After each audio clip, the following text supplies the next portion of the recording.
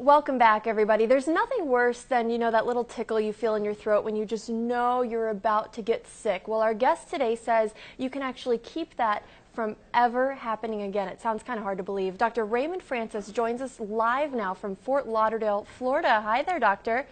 Hey, how are you? Good, good. I'm so glad we could make this work out. So you have this book that's called Never Be Sick Again, and that sounds amazing, but it's hard to believe. Well, it may be hard to believe because we don't experience that, but it's true. And the thing is this, here's what people need to know. The technology exists to not be sick. The information we already have is sufficient to prevent and reverse this epidemic of chronic disease that we have in America. And as you pointed out, you don't even have to have a cold. And I can tell you that I have had, in the past 26 years, I've had one cold, and I have a very good excuse for that one cold. So I'm 75 years old. I'm in perfect health. I don't take any medications whatsoever. I have boundless energy. I have a clear mind. I don't have an ache or a pain in my body. I'm living proof that you can be healthy and you don't need to be sick. Now, I think I've kind of started to take it for granted that I'm going to get one cold every year, and I plan ahead for that, and I think a lot of people live like that. I can't imagine a life where you never even get a cold. So what are you doing? Well, I have to tell you, at age 48, I almost died. My death was a medical certainty, and I had to use my own knowledge of biochemistry to save my life and then to restore my health. And that's what got me interested. Almost dying really caught my interest. What I do, I changed my diet. I changed my lifestyle. I've learned how to eat good food. I take very high quality supplements. In fact, I now make my own supplements and sell them. They're very, very high quality. I get regular exercise. I meditate on a regular basis. So in short, I changed my diet. I change my lifestyle, and I take very high-quality supplements, and that's why I'm so healthy. So what are some changes that all of us can take? Because not everyone is able to, make their own supplements in their home. So what are some simple things that we can do right now to keep ourselves from getting sick again? Okay, well, simple things. If you want to do one thing and only one thing, get off of sugar. Sugar is a deadly metabolic poison. And if you look at it from a biochemical standpoint as to what happens to you when you eat sugar, I wish I had a blackboard here right now and I could fill a whole wall with what happens when you eat just 1 teaspoon of sugar. Now, what about the sugar in, say, like fruit or apple juice or something like that? Well, apple juice, no, but fruit. If you eat a piece of fruit, that's okay. Okay. A fruit juice is not okay because you get too much bioavailable sugar and you get a sugar spike in your blood. But when you get a sugar, you can eat 1 teaspoon of sugar. Within 2 hours, your immunity will be reduced by 50%. And then people say, oh, I caught a cold. No, you didn't. You reduce your immunity and you then made yourself susceptible to an infection. So that's why I don't get colds. I don't get infections because I keep my immunity strong and I don't eat sugar. All because of sugar. So that bag of jelly beans we've been passing around here in the newsroom ever since Easter, that's something that's hurting us. Bad idea. Bad idea. Yeah, you don't want to do that. Sugar, as I say, is a deadly metabolic poison. And what I mean by that is that it screws up all of your biochemistry. Just 1 or 2 teaspoons of sugar will throw your normal biochemistry into chaos for a period of 6 to 8 hours. And that's not very much sugar. It doesn't sound like a lot. Sugar.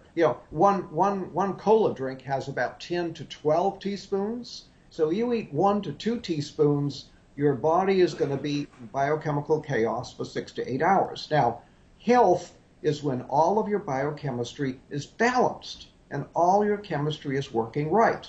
When you eat sugar, you throw that balance out for 6 to 8 hours. So if you eat sugar in the morning, put some sugar in your coffee or have a breakfast cereal with a contained sugar, and then have more sugar at lunch and more sugar in the evening, guess what?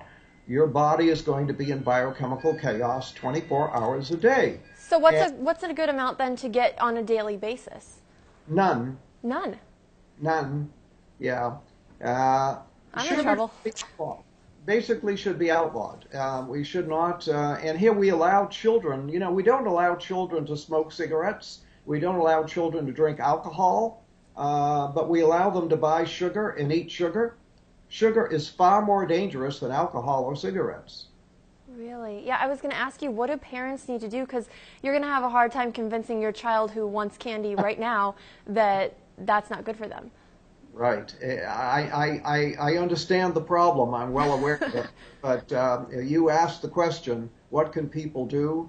That's one thing anybody can do to improve their health. Sugar causes every imaginable disease. For example, Alzheimer's. Sugar is the leading cause of Alzheimer's.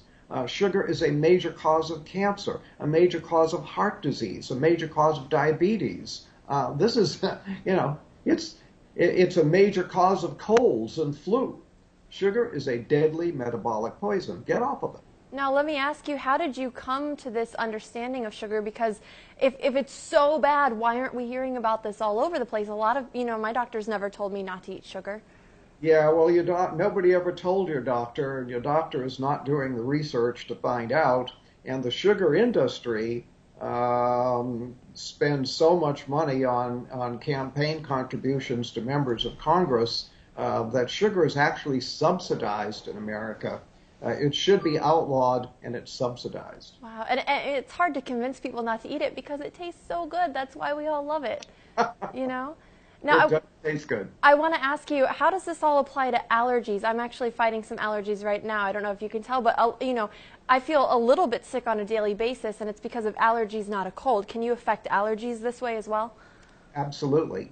Sugar screws up all of your biochemistry. Health is when all of your biochemistry is running smoothly.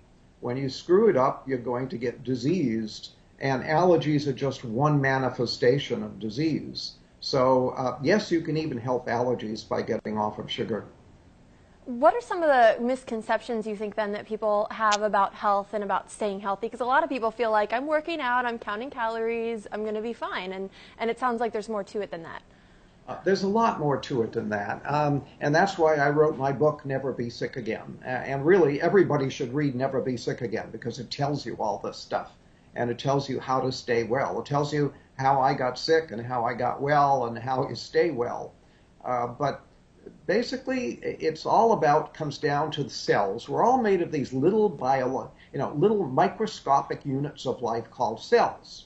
And we started life as one cell in our mother. The average person is now somewhere around 75 trillion cells. 75 trillion, that's a lot. But it all comes down to if every cell is working the way it's supposed to, you can't be sick. Gotcha. The only way to be sick is when a large number of cells malfunction.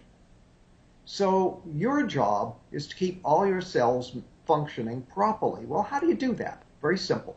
You give the cells all the nutrition they need on a daily basis, and they have a grocery list of what they need. So give them what they need on a daily basis, and keep them free of toxins that can interfere with the normal function of the cell, and then the cells will function normally, and then you can't be sick. So you see, you can live a disease-free life simply by keeping your cells functioning normally. It sounds so simple when you say it. We do need to take a quick break. We have so much more to talk about. You actually wrote an entire book just on cancer, and I know a lot of people are going to be really interested to hear what you have to say on that. So we're going to take a quick break. Again, the title of the book, Never Be Sick Again. We'll be right back.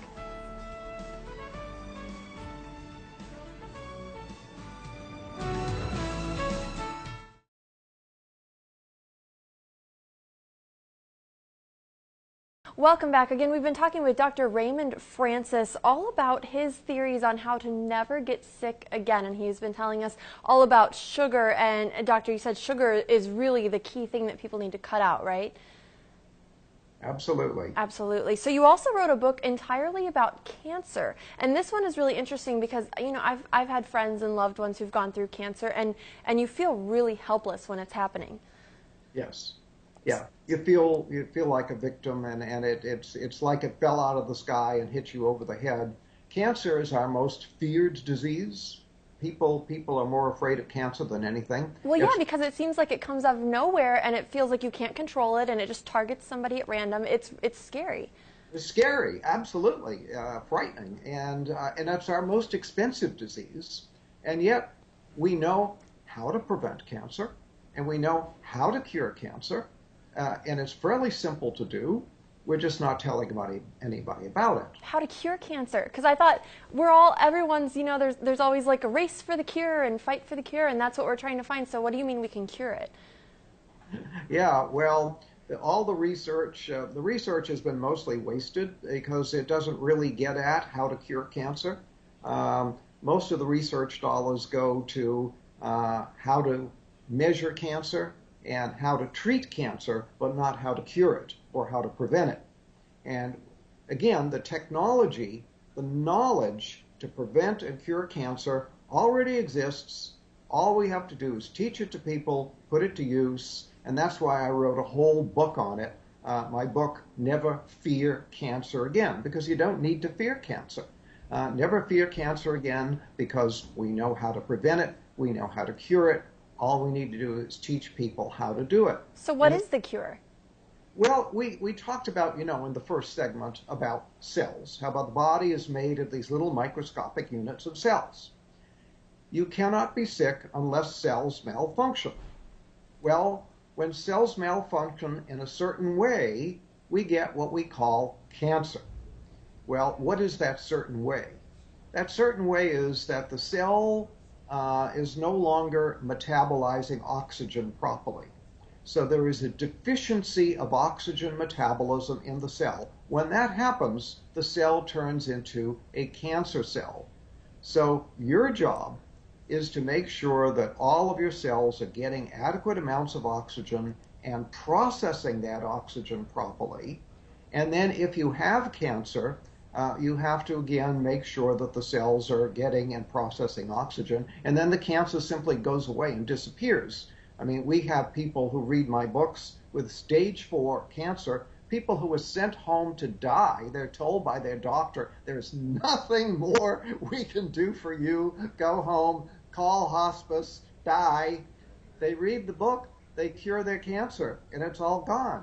It's so simple to do. So how do you make sure that your cells are getting enough oxygen? Because I can't tell. I mean, my cells look fine to me. I don't know. Yeah, well, they do look fine. Well, one thing you can do is to stop eating sugar. In fact, you have to stop eating sugar, especially if you have cancer. Cancer cells eat only one food, and that's sugar. Really? Oh, yeah. Oh, and I had they no eat idea. a tremendous amount of sugar. So if you eat sugar, you're feeding the cancer. So if you have cancer, you have to be off of all sugar. And if you want to prevent cancer, be off of all sugar. Sugar causes cancer in many different ways. For example, we talked about the fact that sugar lowers your immunity, damages your immunity. Well, your immune system is your number one defense against cancer. So if every day you're constantly lowering your immunity because you're eating sugar, you're going to make yourself more susceptible to cancer. Then if you do have a cancer cell in your body, the cancer cell needs a lot of sugar.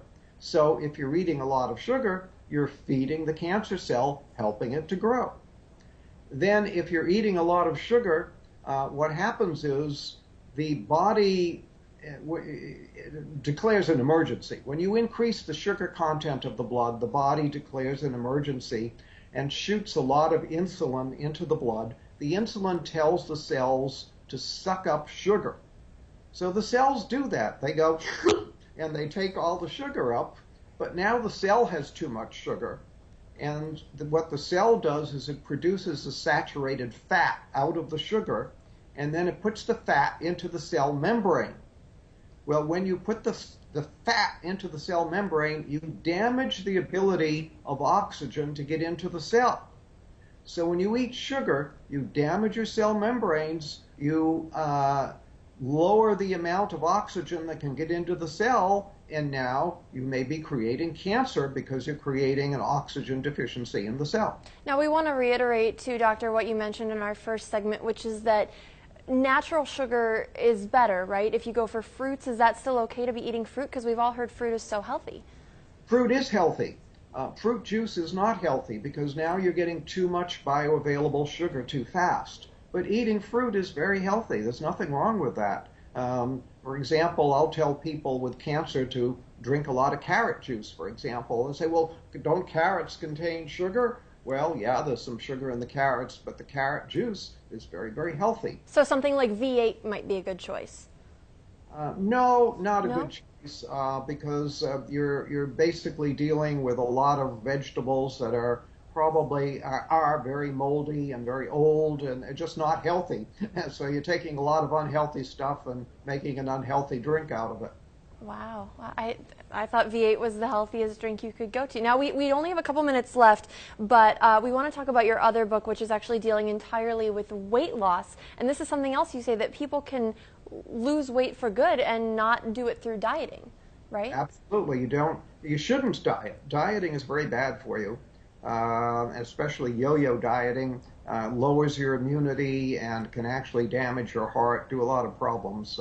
So what you want to do is lose weight. Well, a simple way to do that is to stop eating sugar. And I'm starting to sense a theme here with the sugar. Seems Yeah. like that's the answer to all of these problems. Sugar is a key. In fact, I talked once with a researcher at Harvard Medical School, and I said, do you think there's such a thing as a key to disease? And he said, well, probably not. But he said, if there was such a thing as one single key to disease, that key would be insulin. And when you eat sugar, you make your insulin go up.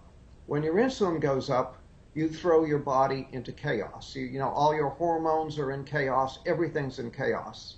So sugar is very key, and not eating sugar is very key to making yourself healthy.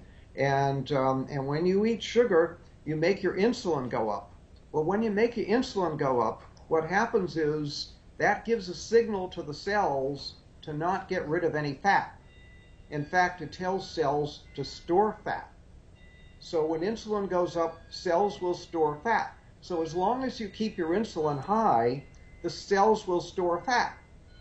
So you can't lose weight that way. The only way to lose weight is to stop telling the cells to store fat, because the body manages this. The body manages everything. It manages your blood pressure, manages your temperature, manages your blood sugar. The body manages everything. It manages the amount of fat in your body as well.